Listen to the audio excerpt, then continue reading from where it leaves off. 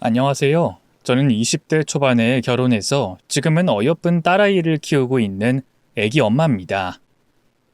여기 썰밤 채널에 믿을 수 없는 경악할 사연이 참 많은 것 같던데 저도 숟가락을 얹어보고 싶어서 이야기를 쓰게 됐어요.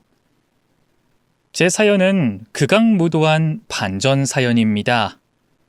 영화보다 더 영화 같은 제 이야기 시작해 보겠습니다. 꼭 마지막 반전까지 들어주세요. 참 부끄러운 말이지만 대학에 가서 공부하는 동안 남자친구와 연애를 하면서 과속을 하고 말았습니다. 저희 둘 다 20대 초반의 어린 나이였고 준비된 임신이 아니라 기쁨보다는 걱정이 앞섰습니다. 그래도 남자친구는 꼭 아이를 낳아야 한다고 말했고 저와 결혼해서 책임지겠다며 프로포즈를 했답니다. 임신이 아니어도 저와 결혼하고 싶은 마음이 충만했다며 반지를 끼워줬죠. 그 순간 저는 그 일을 믿고 따르기로 결심했고 아기를 낳아 좋은 엄마가 되기로 다짐했답니다. 얼마 뒤 남자친구와 친정에 인사를 드리고 임신 사실을 고백했어요. 저에게 가족은 엄마가 유일했는데 애를 가졌다는 이야기에 목덜미를 잡고 쓰러지시고 말았답니다. 아이고 머리야, 아이고 두야. 어린 딸내미가 사고쳐서 결혼을 하겠다네. 아이고 내 팔자야. 저 순간 남편 따라갈까 보다. 엄마 너무 그러지 마. 우리도 이렇게 될 줄 몰랐어. 그래도 낳아서 잘 키울 거니까 걱정하지 마. 어떻게 걱정을 안 하냐? 애기가 애기를 낳게 되는 꼴인데 내가 허허 웃으면서 잘했다고 해야겠니? 엄마의 걱정에 남자친구가 무릎을 꿇고 무조건 죄송하고 무조건 잘 살겠다고 말했습니다. 어머님, 앞으로 지수하고 태어날 아기를 제가 끝까지 책임지겠습니다. 제가 잘난 놈은 아니지만 부모님이 부자여서 지수 고생시키진 않을 겁니다. 염첩지만 허락해 주십시오. 아휴, 내가 여기서 반대하면 어떻게 되는 거니? 죽이려 되는 거 아니야? 너희 하고 싶은 대로 해라. 엄마는 깊은 화가 묻어있는 한숨을 내쉬며 하는 수 없이 결혼을 허락해 주셨습니다. 이어서 예비 시댁에 찾아갔는데 강남에서 부자들만 산다는 주택거리에 있는 대저택이었어요. 웅장하고 으리으리한 게 꼭 드라마 속 재벌들이 나오는 집처럼 보였습니다. 저는 긴장한 채 남자친구를 따라 집 안으로 들어갔고 예비 시부모님을 처음 뵙게 됐어요. 그이가 미리 이야기를 했는지 임신한 걸 알고 계셨습니다. 시어머니는 처음 본 저를 반갑게 맞이해 주셨습니다. 너구나, 우리 아들 태진이랑 결혼할 애가. 둘이 얼마나 격렬하게 사랑했으면 벌써 혼수를 마련해 왔니? 정말 장하다, 아가. 네? 네, 맞아요. 제가 태진 씨랑 결혼할 사람이에요. 처음 뵙겠습니다. 이지수라고 해요, 어머님, 아버님. 결혼 전에 애부터 가지게 돼서 죄송하게 생각합니다. 아니야, 죄송은 무슨. 어여쁘고 귀여운 며느리가 생겨서 좋아. 네 시아버지도 마찬가지일걸? 그렇지, 여보?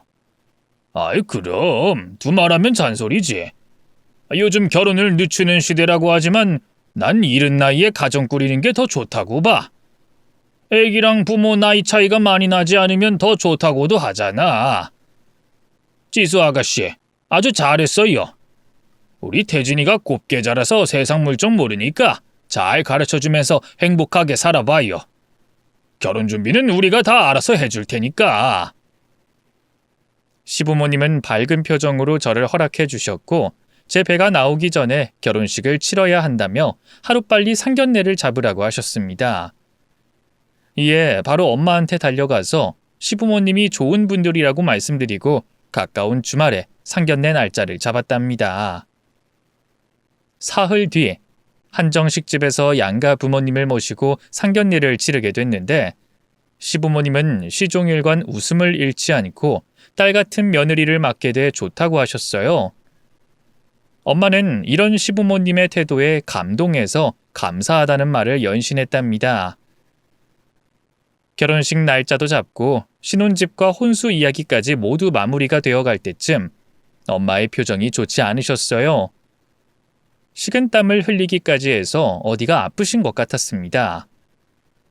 엄마는 잠시 실례하겠다며 화장실에 가셨고 저도 뒤따라갔습니다. 엄마, 몸이 안 좋아? 왜 이렇게 식은땀을 흘려? 지수야, 이 결혼 느낌이 좋지 않다. 꼭 결혼해야겠니? 네 시부모 될 사람들 말이야. 느낌이 쎄하다. 특히 네 시어머니는 안 좋은 기운이 그득한 것 같구나. 그게 무슨 소리야. 엄마도 봐서 알겠지만 굉장히 신사적으로 날 대해주는 분들이라고. 괜히 느낌 같은 걸로 결혼 반대하겠다는 말은 하지 마. 엄마, 남자친구가 책임지겠다고 그러고 시부모님도 날 엄청나게 예뻐하는 거 봤잖아. 아유, 그렇긴 한데. 지수야, 엄마가 신기가 있는 거 알지? 예전부터 신병을 가끔씩 알아왔던 거 말이야. 저희 엄마는 신병을 오래 알아오신 분이었어요. 무당들에게 찾아가서 치료하려고 해봤는데 다들 신내림을 받아야 한다고 했답니다. 하지만 엄마는 무당이 되는 걸 굉장히 싫어하셔서 지금처럼 평범하게 지내고 계셨어요. 여하튼 신기가 있는 엄마는 시부모님에 대해 이야기를 하셨습니다. 네 시부모는 보통 사람이 아닌 것 같아. 느낌이 정말 안 좋다.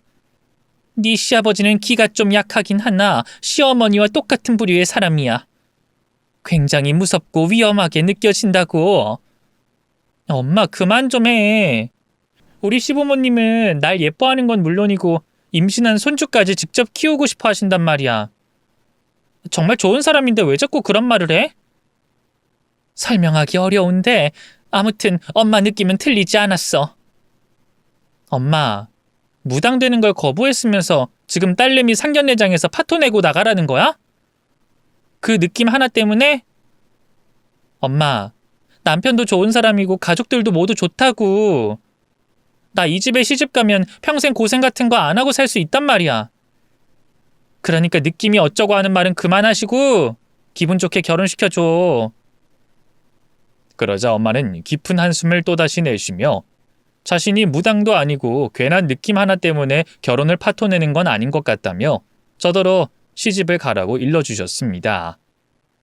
그래서 저와 남자친구는 한 달 뒤 바로 결혼식을 올렸고 시부모님이 마련해주신 아파트에 가정을 꾸리게 됐습니다. 저는 대학교를 휴학했고 남편은 대학을 계속 다니기로 했어요. 그이는 바람기가 있거나 공부를 대충 하는 사람이 아니어서 믿을만 했어요.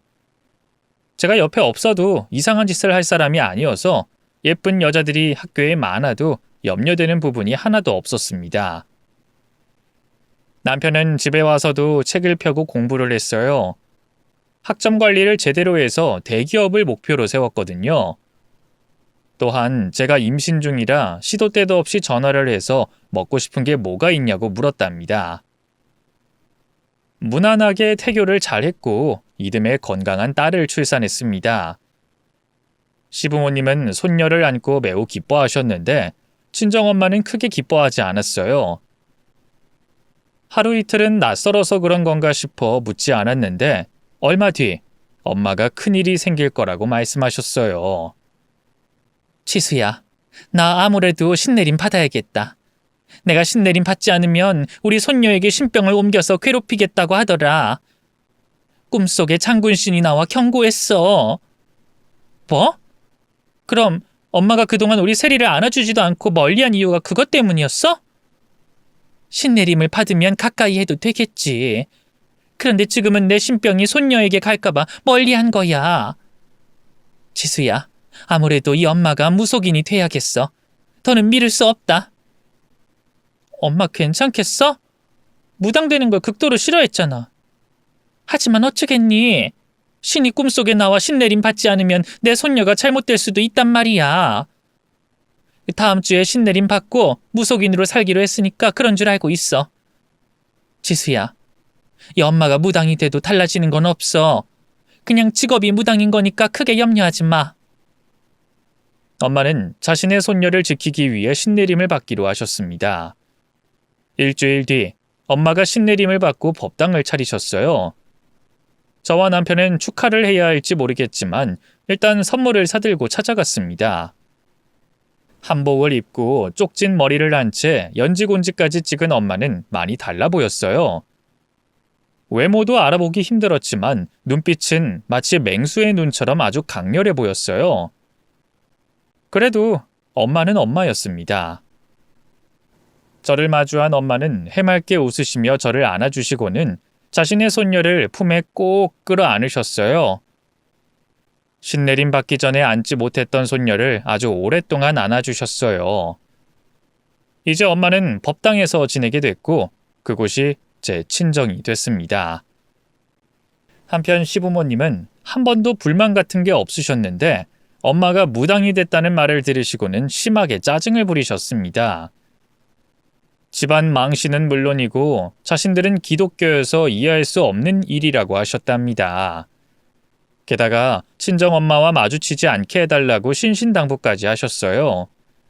조금 섭섭하긴 했지만 모든 사람이 이해해 줄 수 있는 직업이 아니어서 시부모님이 그렇게 나오는 것에 대하여 왈가왈부하지 않았네요. 친정엄마는 매달 한 번씩 신혼집에 반찬을 바리바리 싸들고 오셨습니다. 한복을 입고 쪽진머리를 하시고 말이죠. 다른 무당들은 한복을 벗고 외출을 하는데 왜 엄마는 한복을 고집하냐고 물었더니 신내림 받은 지 얼마 되지 않아서 한복을 벗으면 다시 입고 싶지 않은 생각이 들까봐 항상 입고 계신다고 하셨어요. 그렇게 가끔 저희 집을 찾아오셨으니 동네에 소문이 널리 퍼졌어요. 무당이 사는 아파트라며 색안경을 끼고 나쁜 소문을 내는 사람들이 있어서 저희 부부를 피하는 이웃들이 늘었답니다. 그런데 이게 시어머니의 귀에 들어갔어요. 안 그래도 무당이 된 엄마를 싫어하셨는데 제 남편이 무당사위라고 알려졌으니 격분하시면서 저희 집을 찾아오셨어요. 치수, 네 엄마는 왜 한복을 입고 싸돌아다니는 거냐? 무당이라고 대놓고 광고하고 다닌다면서? 내가 쪽팔려서 밖에 돌아다닐 수가 없다. 너 소문이 얼마나 빨리 퍼지는 줄 알아? 네 엄마한테 제발 좀 법당에서 나오지 말고 살라고 해라. 아니면 그 무서운 한복을 입고 내려오지 말라고 하든지. 네?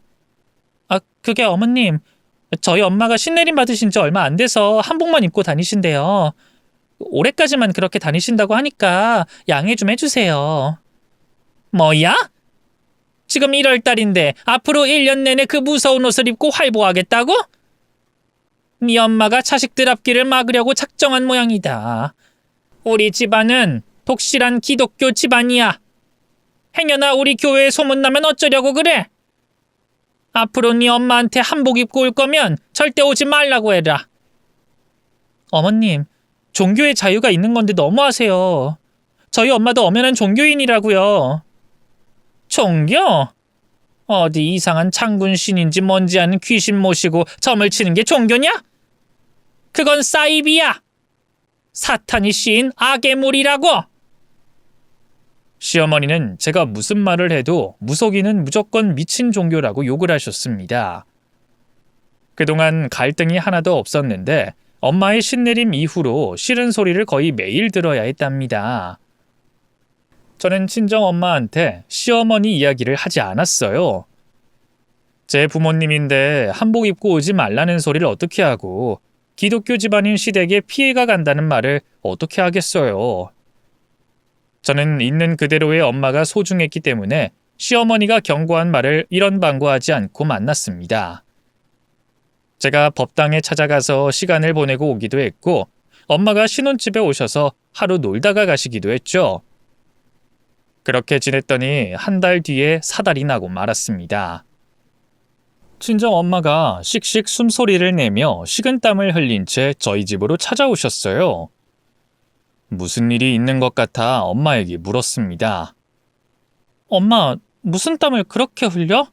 어디 아프신 거야? 지수야, 방금 네 시어머니가 불러서 사돈집에 다녀오는 길이다. 내가 무당인 게 싫으셔서 쓴소리를 하려고 부르셨더라고. 뭐? 그래서 어머님이랑 싸우고 온 거야? 아니, 네 시어머니가 하는 말 가만히 듣기만 했어. 나더러 정신 나간 무당년이라고 욕을 하는데 입이 얼어붙어 한마디도 못하고 나왔다. 저는 엄마가 시모한테 쌍욕을 먹었다는 말에 격분했습니다. 어머님이 뭔데 엄마한테 그런 막말을 해? 엄만 당하고 있었어? 똑같이 욕도 해주고 싸움박질이라도 하고 나왔어야지. 아, 분해. 다음에 어머님 만나면 가만두지 않을 거야. 그러지 마라, 지수야. 내가 여기 온 건 내가 욕먹은 걸 일러 바치려고 온 게 아니야. 네 시어머니의 눈빛을 봤는데 새파랗더구나. 그건 아무에게나 나올 수 있는 눈빛이 아니야. 그 시퍼런 눈은 맹수 중에 아주 독한 맹수들만 지니고 있는 거야. 무당들도 기피하는 공포의 대상들이 있는데 네 시어머니가 바로 그런 눈을 가졌다고. 보통 내기가 아닌 건 알았다만 아주 위험한 사람인 건 오늘에서야 확실하게 알게 됐다. 네 시부모님은 절대 평범한 사람이 아니란 소리다. 엄마는 사시나무처럼 두 팔을 벌벌 떨면서 제 어깨에 손을 올리시고 말씀하셨습니다. 지수야, 딸, 몸 조심해야 해. 니네 시모 보통 인간 아니야. 엄청 무서운 인간이라고. 엄마? 우리 어머님이 화냈다고 이러는 거야? 엄마, 어머님은 그냥 평범한 분이야. 무서운 짓을 할 사람이 아니라고. 아니, 내가 본 그 눈빛 중에 가장 새파랗고 무서웠어. 그것뿐만 아니라 내 머릿속에 어떤 장면이 보였어. 아직 신기가 부족해서 다 보이진 않았지만 아주 충격적인 장면을 본 것 같다고. 자세히는 말하지 못하겠지만 너한테 무슨 일이 생길지도 모르니 엄마가 부적 좀 써놓고 가야겠다. 그래서 너한테 들린 거야. 엄마는 부적지를 수십 장 꺼내더니 무슨 뜻인지 모를 글자를 휘갈겨 쓰셨고 수십 장의 부적을 집안 곳곳에 숨겨두셨습니다. 지수야, 이 부적들 절대 치워선 안 돼. 기운이 깨지면 사달이 날 수도 있다고. 알겠어, 엄마. 이제 좀 진정이 됐어? 그래, 이제야 좀 안심이 되는구나. 지수야, 내가 전화하면 무조건 받아야 한다. 네가 무사한지 꼭 확인해야 하니까. 엄마가 괜히 심하게 오버를 하는 것 같긴 했지만 일단 알겠다고 대답하고 엄마를 돌려보냈습니다. 집안 곳곳에 부적을 숨겨둔 걸 남편에겐 말하지 않았어요. 괜히 찜찜하게 느낄까봐 일부러 알리지 않았답니다. 그리고 엄마는 매일같이 아무 일 없냐는 확인 전화가 걸려왔고 저는 무탈하게 잘 지내고 있으니 걱정 내려두라고 말씀드렸어요. 하지만 엄마는 정말 심각한 일이 벌어질 수도 있으니 항상 조심하라고 신신당부하셨습니다. 제가 시댁에 자주 가서 시어머니를 뵙고 돌아왔는데 시퍼런 눈빛은커녕 얌전하시고 교양 있는 눈빛뿐이었습니다. 아무래도 엄마가 잘못 짚으신 것 같더라고요. 그러던 어느 날 시댁에 가서 김장을 배우게 됐어요. 어머님은 김장철이 따로 있는 게 아니라며 이따금씩 직접 소량의 김장을 하신다고 하셨습니다. 그래서 시모 어깨너머로 김장소를 만드는 걸 배웠고 배추를 절이는 것부터 해서 버무리는 것까지 잘 배웠답니다. 이윽고 저에게 돼지고기를 사오라고 심부름을 시키셔서 정육점에 다녀왔는데 시댁 현관 앞에서 시부모님의 대화가 새어나왔어요. 저는 그 내용을 듣고 뭔가 이상하다고 판단했습니다. 두 분의 대화는 이랬습니다. 여보, 제대로 담갔네. 새애기랑 둘이 담근 거야? 응, 같이 담갔어. 근데 당신 말 재밌다. 담가버렸다고 하니까 꼭 우리 옛날 일이 떠오르네.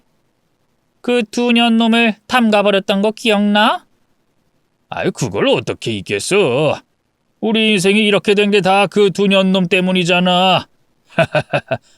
옛날에 우리들은 진짜 날라다녔는데 그때가 그립네. 나도 가끔 누구 하나 조져버리고 싶은 충동이 생겨서 억지로 참느라 혼났다니까. 얼마 전에 무당 사돈년 불렀을 때 김장하듯이 담가버리고 싶었다고. 아이, 무당년? 그년이 당신 보고 기겁하던데. 당신 기가 세긴 센가 봐. 무당도 꼼짝 못하게 할 정도니 대단한 거지. 시부모님의 대화는 알아듣기 어려우면서도 소름 끼쳤습니다. 김장 담그듯이 누굴 담가버리고 싶다는 말을 하지 않나. 친정엄마한테 년이라는 소리를 해가며 욕을 하질 않나. 진짜 기분이 나빠서 혼났습니다.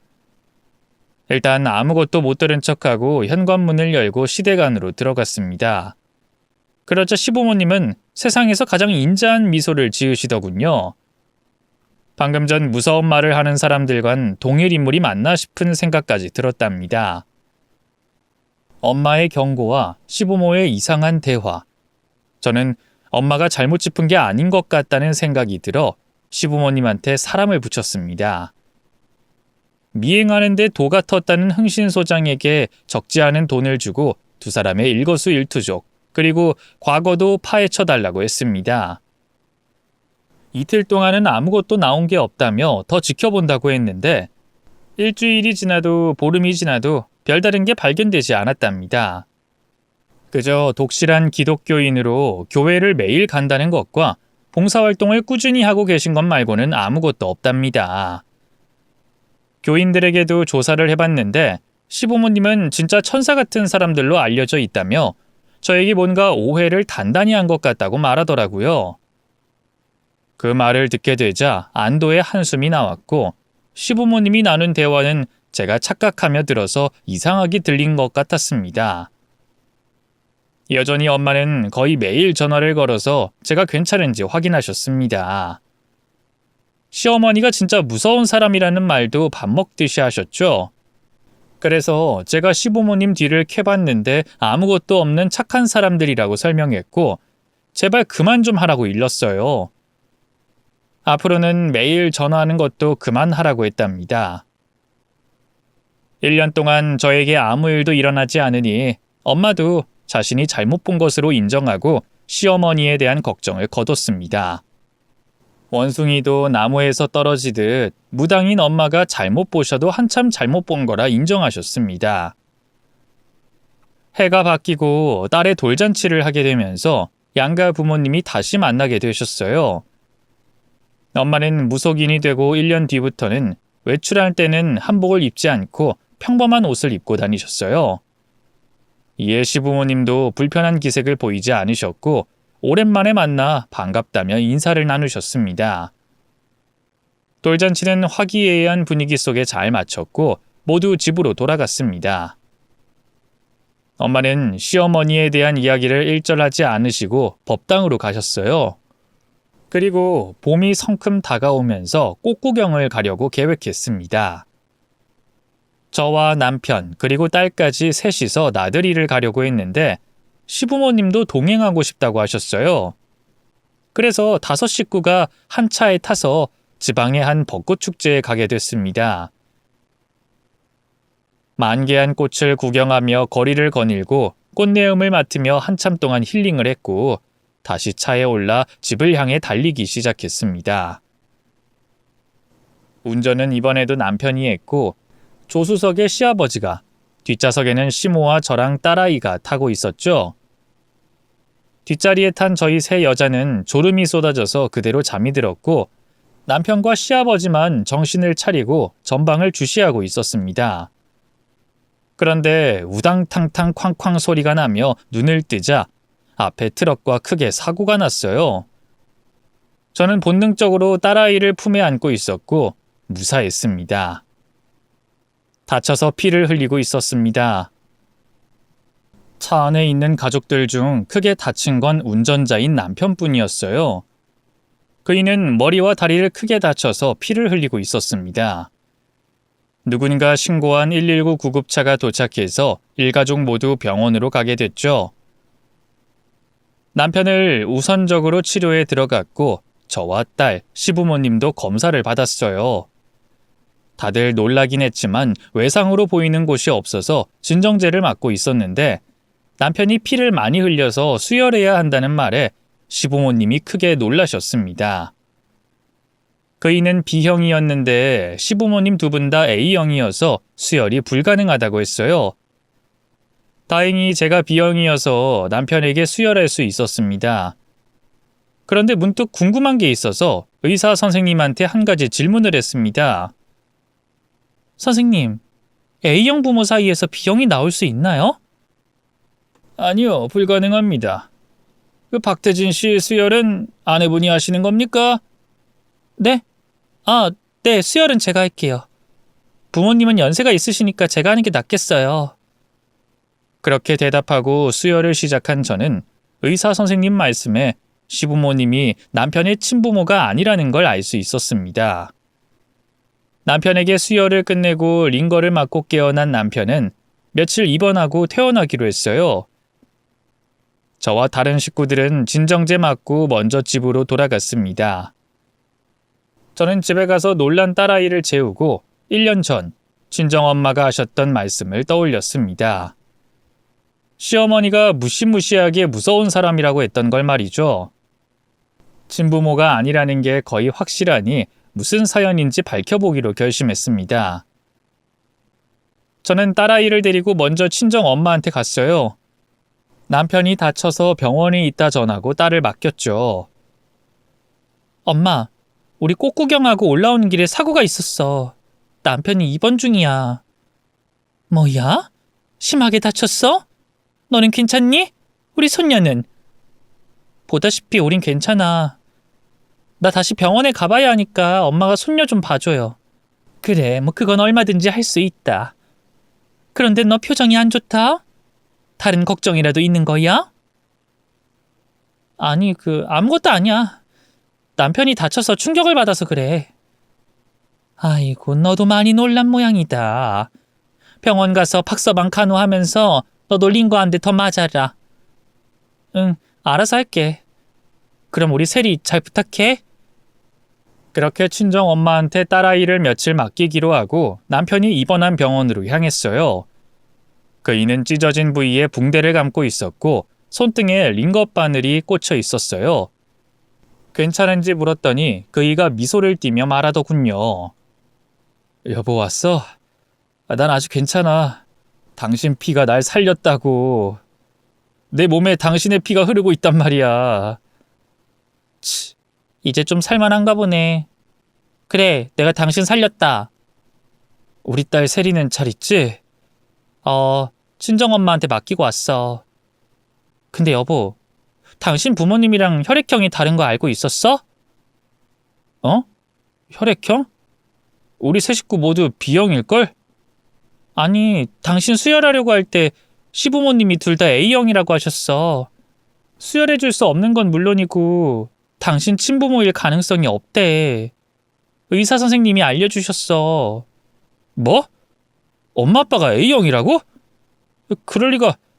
분명 B형으로 알고 있었는데? 당신 그 말 진짜야? 내가 왜 거짓말을 하겠어. 아무튼 시부모님은 당신 친부모가 아닌 것 같아. 여보, 당신 어린 시절 기억나? 혹시 입양되거나 그런 적 없어? 보자. 아기 때는 당연히 기억이 안 나고 유치원 다닐 때부터 기억이 나는 것 같아. 그때 엄마 아빠 손잡고 놀러 가던 게 생각나. 더 오래전에도 기억이 날 것 같은데. 잘 모르겠어. 근데 당신 그거 확실한 거야? 우리 부모님이 친부모가 아니라는 거. 거의 확실해. 아무래도 두 분이 뭔가를 감추고 있는 것 같아. 사실 우리 엄마가 시어머니를 보고 음산한 기운이 많다고 하셨어. 조심해야 한다고 하셨다고. 뭐? 장모님이? 머리가 복잡해지네. 이걸 부모님한테 직접 물어볼 수도 없고 말이야. 나한테 생각이 있어. 사람 써서 알아볼게. 여보, 내가 알아봐도 괜찮겠어? 그래, 뭐 나쁜 짓 하는 게 아니라 과거를 밝히려는 거니까 얼마든지 괜찮아. 그이도 자신에 대해 깊이 알고 싶었는지 저에게 잘 알아봐달라고 하더군요. 그래서 이번에는 탐정을 고용했어요. 시부모님의 신상을 건네주며 알아볼 수 있는 건 무엇이든 알아봐달라고 했죠. 며칠 동안 남편 옆에 붙어 있으면서 탐정의 연락을 기다렸는데 그가 직접 병원으로 찾아왔습니다. 서류 봉투에 든 자료를 저희 부부에게 건네주면서 말했습니다. 의뢰하신 두 사람은 20년 전에 실종 신고가 된 적이 있던 분들입니다. 가족들이 애타게 찾는데 두 분이 연락을 끊어버렸죠. 네? 저희 시부모님이 가족들과 인연을 끊었다는 말인가요? 이런 경우엔 두 가지 경우가 있습니다. 진짜 가족들과 연을 끊고 살든지 진짜 실종이 돼서 행방불명이 돼 신분증을 도용당하든지 말이죠. 제 경험으로 보자면 후자인 경우가 많습니다. 20여 년 전에는 신분을 돈 주고 사고 파는 게 가능했던 시절이거든요. 그럼 저희 시부모님이 가짜란 말인가요? 아니, 가짜 신분으로 살면서 남편을 입양해서 산다는 건가요? 머리 아파. 일이 어떻게 돌아가는 거야? 제가 알아보는 건 여기까지가 한계입니다. 신분을 판 사람들을 찾아야 하는데 그건 사실상 불가능한 일이라 장본인들에게 직접 물어보시는 게 빠를 것 같습니다. 네, 알겠어요. 알아봐줘서 고마워요. 저는 그렇게 대답하고 탐정을 돌려보냈습니다. 그리고 남편과 놀란 얼굴을 마주하며 어떻게 해야 할지 대화를 나눴답니다. 그이는 자기가 아는 게 하나도 없다며 어찌할 바를 모르겠다고 하더군요. 여보, 난 우리 부모님이 당연히 친부모님이라고 알고 있었어. 근데 뭐가 어떻게 된 일인지 하나도 모르겠어. 이제부터 우리가 밝혀내면 돼. 당신 내일 퇴원이지. 시부모님이 내일 MRI 검사 받으러 병원 가신다고 했으니까 우리 둘이 시댁에 가서 뭔가를 찾아보자. 두 사람이 숨기고 있는 게 분명히 있을 거라고. 그래도 되는 건지 모르겠네. 모르겠다. 내가 누구 자식인지는 확실히 알아야겠으니까 뭐라도 찾아보자. 내일 본가 가보잔 말이야. 그렇게 저희 두 사람은 다음 날 시부모님이 병원에 간 시간에 시댁에 몰래 들어갔습니다. 그이와 저는 안방에 들어가 장롱안과 서랍장을 뒤져보며 시부모님의 과거 사진이나 문서 같은 것들을 찾아왔어요. 그러다 먼지가 수북히 쌓인 앨범을 장롱안 마지막 서랍 밑에서 발견했습니다. 남편은 모르는 앨범이라며 바로 펼쳐보더군요. 첫 장을 열자 그이의 유치원 시절의 사진이 보였고 이후 성장하는 남편의 사진이 보였습니다. 앨범에는 남편 한 사람의 사진만 있었어요. 저와 남편은 침묵하고 한 장 한 장 넘겨가며 보다가 곧 중간에 끼어있는 젊은 남녀의 증명사진이 툭 떨어졌습니다. 어디서 본 듯한 얼굴 같으면서도 이질감이 느껴지는 낯선 얼굴이었죠. 그런데 남편이 자세히 보더니 그 두 사람의 얼굴을 알아봤습니다. 이 두 사람 우리 부모님이야. 지금 우리 부모님이라고. 얼굴이 조금 다르긴 한데 동일 인물이 맞아.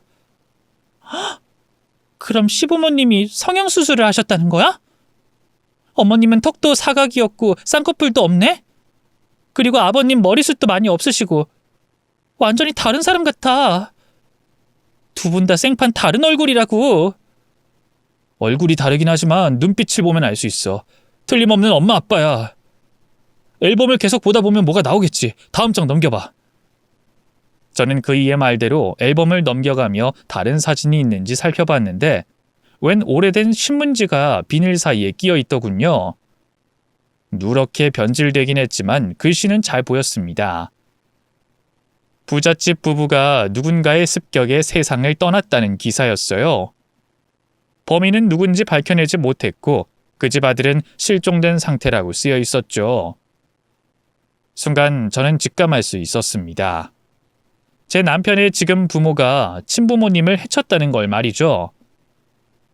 남편도 저와 똑같이 느꼈는지 두 손을 바들바들 떨었어요. 저와 남편은 앨범을 가지고 경찰서로 가기로 하고 안방에서 나왔습니다. 그런데 문 앞에서 시부모님이 떡하니 서 있더군요. 시어머니의 눈빛은 친정엄마가 말했던 것처럼 새파랗게 보였습니다. 새애기랑 우리 아들 태진이 너희 손에 든 게 뭐냐? 안방에서 뭘 가지고 나오는 거야? 남편은 말 못하고 떨고 있어서 제가 대신 대답했습니다. 어머님, 제가 태진 씨 어릴 적 사진이 보고 싶다고 해서 앨범을 찾았어요. 아직 열어보진 않았는데 같이 보실래요? 우리 새애기 거짓말을 못하는구나. 손을 바들바들 떨고 있네. 벌써 그 앨범 안에 있는 걸 눈으로 본 모양이야. 태진이도 마찬가지고. 이를 어쩐다? 평생 묻고 가려고 했는데 이렇게 끝이 나버렸네. 아쉬워서 어쩌냐. 그동안 너희랑 행복했는데 이제 이별할 시간이 오고야 말았어. 어머님, 아버님은 누구세요? 태진 씨 부모님을 해친 범죄자들인 건가요? 그래서 훔친 돈으로 태진 씨를 데리고 도망와서 신분을 위조해서 살고 있던 거예요? 제가 떨리는 목소리로 말했더니 시부모님이 서로 마주보더니 빙그레 웃었고 박수를 치며 환호성을 질렀습니다. 어머나, 진짜 들켜버렸네? 새애기가 무당 딸년이라서 그런지 앨범만 보고 다 때려 맞추는구나. 그래, 새아가. 우린 남의 집에 몰래 들어가 금품을 훔치는 도둑 부부였어. 20여 년 전에 네 옆에 있는 태진이 부모 집에 몰래 훔쳐갈 게 있나 들어갔지. 그런데 금고를 열었더니 골드바가 아주 그냥 꽉꽉 채워져 있더라고. 평생 써도 남을 만큼의 재산이 눈앞에 있던 거야. 그래서 우리 부부는 골드바 모두 챙기려고 했는데 한 번만에 다 빼갈 수 없겠더라고. 그래서 우린 결정했지. 그 집 주인들을 해쳐버리고 골드바를 모두 챙겨서 도망가기로 말이야. 신분 세탁해서 조용히 지내기로 했지. 그런데 말이야, 그 집 주인들을 해치우고 나서 쬐깐한 애기가 내 발로 기어 나오더라고. 나와 남편은 불임이기도 하고 그 집 주인들한테 미안해서 애라도 키워주려는 마음으로 태진이 데리고 나왔지. 그리고 지금 우리 식구는 아주 잘 지내고 있었단다. 너희들이 그 앨범을 찾기 전까지 말이야. 이젠 모든 게 밝혀졌으니 너희들은 살아서 여길 나가지 못하겠다. 시어머니가 저는 물론이고 친아들로 키웠던 남편까지 해치우겠다고 경고하더니 뒤에 감추고 있던 삽자루를 들어 보이더군요. 우리 마당이 얼마나 넓은지 알지? 거기에 너희 둘이 들어갈 자린 충분하니까 이제 편히 쉬거라. 그동안 즐거웠다, 아들. 그리고 새아가. 그럼 저승갈 준비해라. 시부모님은 삽자루를 들고 저희 두 사람에게 달려들었습니다.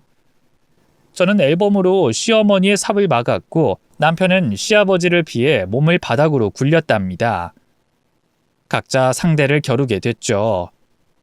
저는 두꺼운 앨범으로 시어머니의 면상을 세게 날려버렸어요.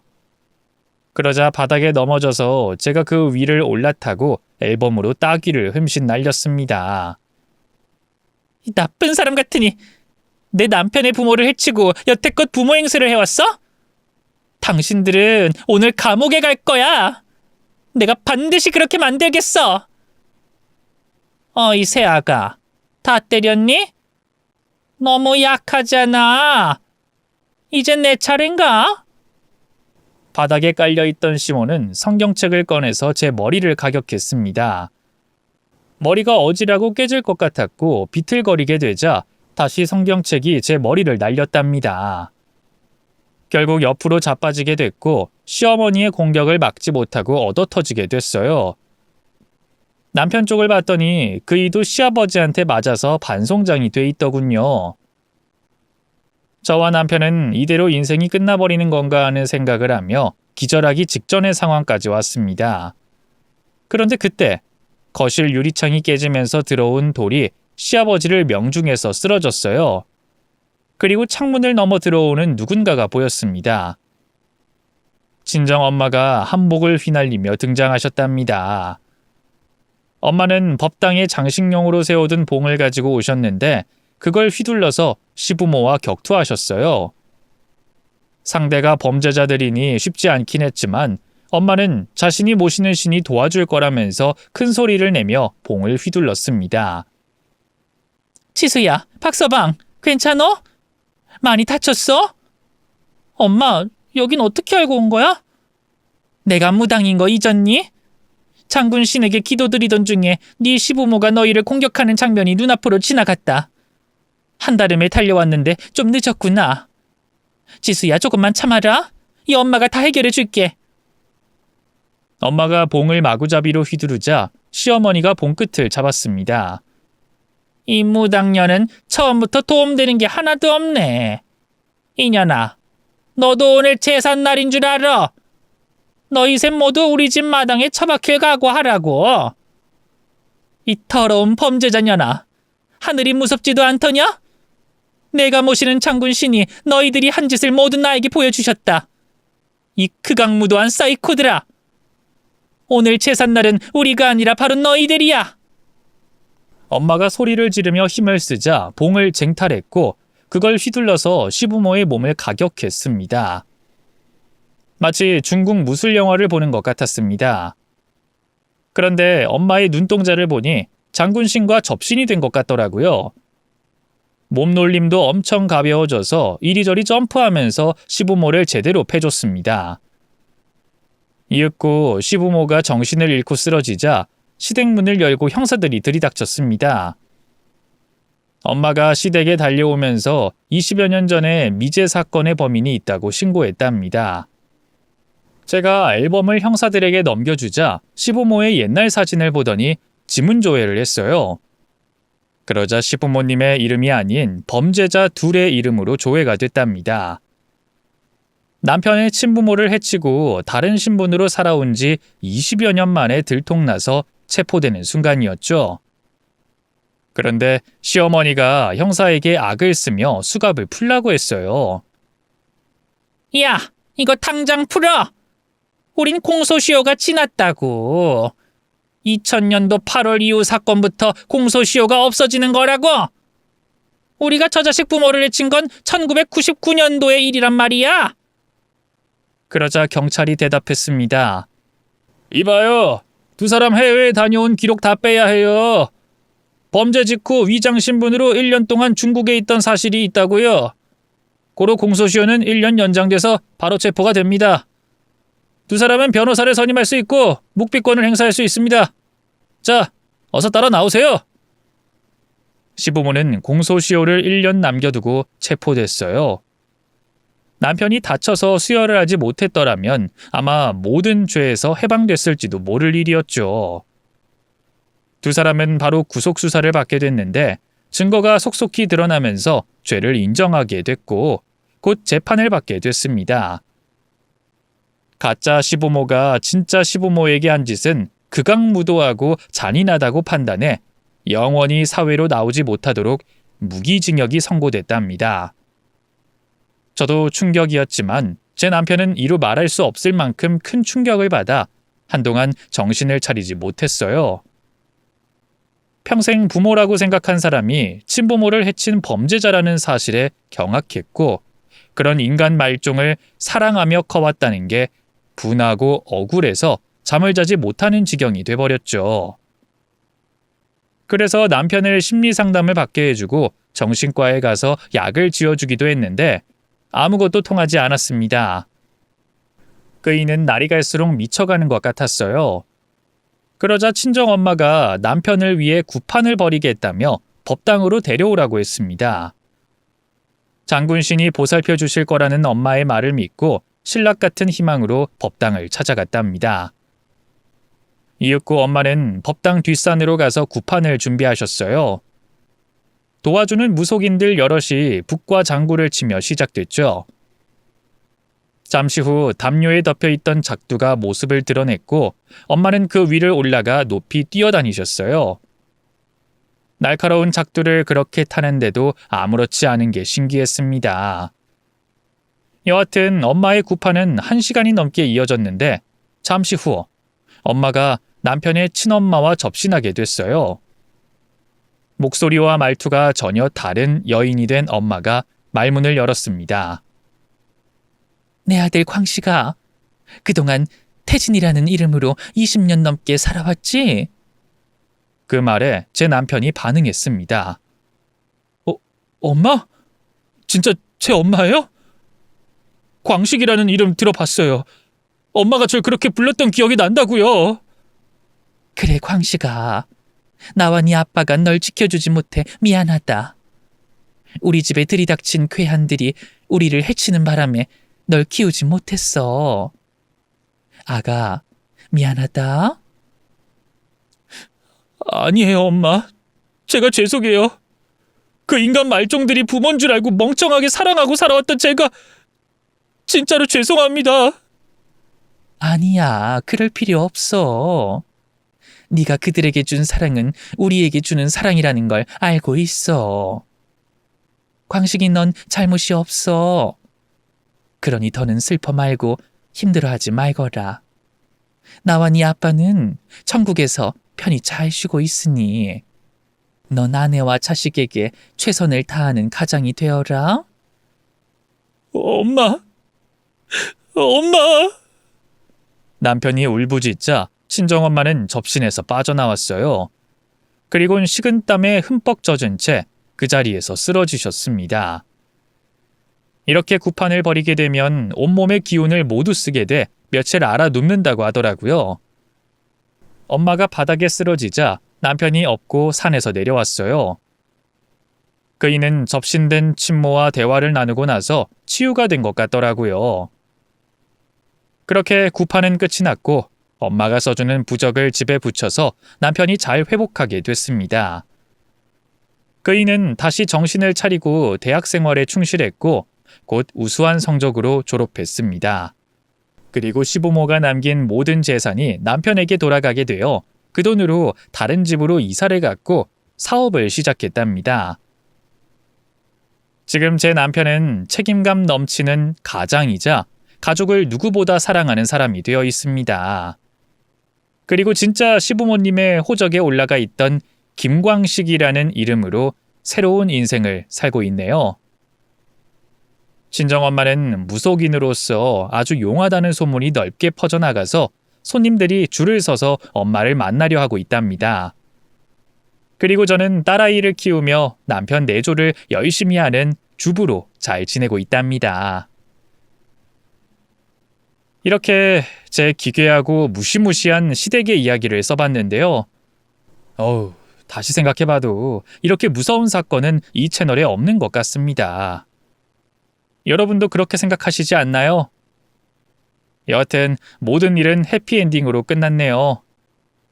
재밌게 들어주셨다면 이 채널의 구독자분들이 댓글로 응원해 주시길 바랍니다. 그럼 복 받으실 거예요. 그럼 이만 줄이겠습니다. 모두 안녕히 계세요.